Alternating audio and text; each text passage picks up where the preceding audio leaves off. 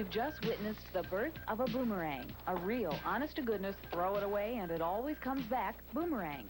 Not just any boomerang either. It is handcrafted by the world champion boomerang thrower. 29-year-old Chet Snouffer of Delaware, Ohio can boomerang better than anyone else in the world.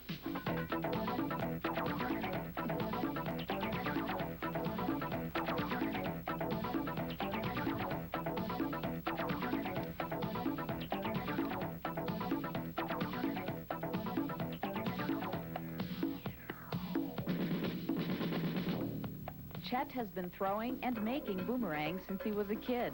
What began as a hobby has turned into a money-making business, headquartered in his garage. He and his wife, Carmen, make and sell thousands of boomerangs a year.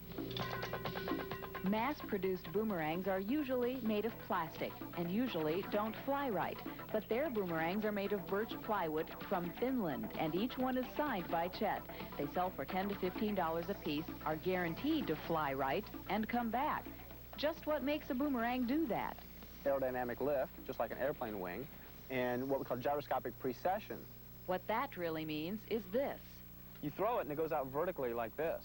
But when it comes back to you, instead of coming back like this, it's actually now horizontal. It lays down in the air. As it goes out, it curves over, lays down, and comes back to you in this mode. So it's coming at you like a frisbee now. You know, you can catch it between your hands. Go!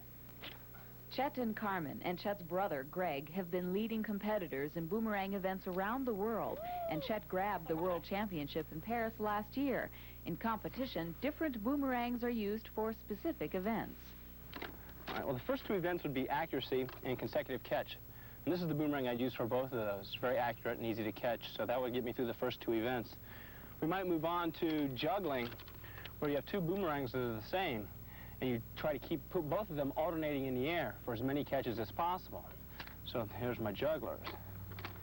We might get into doubling. Doubling is where you have two boomerangs that are different, and you hold them together, you throw them at the same time, and then they separate in the air, and one comes back first and the other one comes back second. So that would be doubling.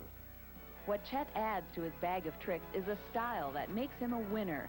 Boomeranging can be a somewhat sedate sport, since the flying plywood does most of the work.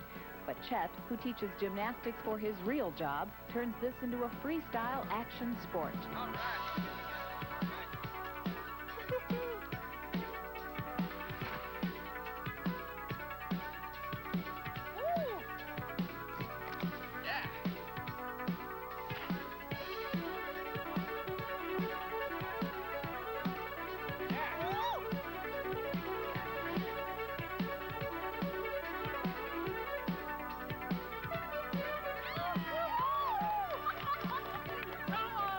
Chet says he's never done that for a camera before. It looks even better in slow motion.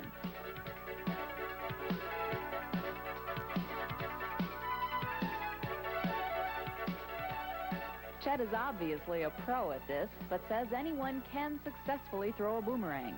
We think anyone 10 years old or up can learn to throw a boomerang within 5 minutes. And the thrill is just phenomenal that you've thrown this object and it curves and comes back to you. So it's a game you can play all by yourself.